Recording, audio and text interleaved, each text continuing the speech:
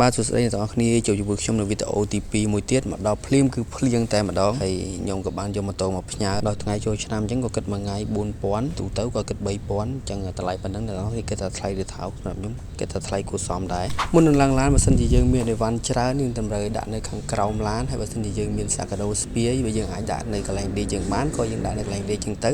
ដូចជាខ្ញុំ2នាក់អញ្ចឹងយើងមានតែសាកាដូ2 3ទេអញ្ចឹងខ្ញុំរៀបចំសាកាដូរបស់ខ្ញុំស្ពាយឡើងឡានតែម្ដងឃើញខ្ញុំយកថងសសអ្នកទាំងអស់គ្នាកុំច្រឡំថានំប៉័ងបាក់យ៉ុងអ្នកទាំងអស់គ្នាស្បែកជើងតែផាក់ចូលថងគេធំទលេអូខេប៉ុណ្ណេះអូខេវា clean ណា clean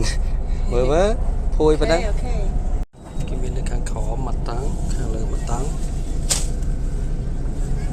ភួយ2ខ្នើយ2សម្រាប់មនុស្ស2នាក់2ចាក់កូពីដែរចាក់កូពីអូដូចដល់នេះថ្មទៀតអែមនេះដល់ជើងដែរអូខេដាក់ជើងចូលដល់ដេកមកសាក់មក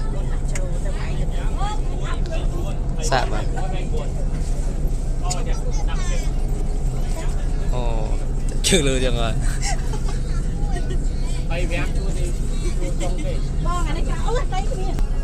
ជុំ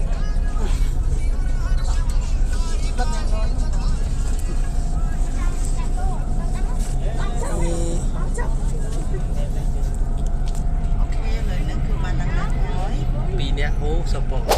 រហែលជាម៉ោង5ទៀបភ្លើងអីទៅដល់ហើយយើងចេញដំណើរពីម៉ោង8យប់ទីតាំងដែលចេញគឺចេញពីសានអង្គរ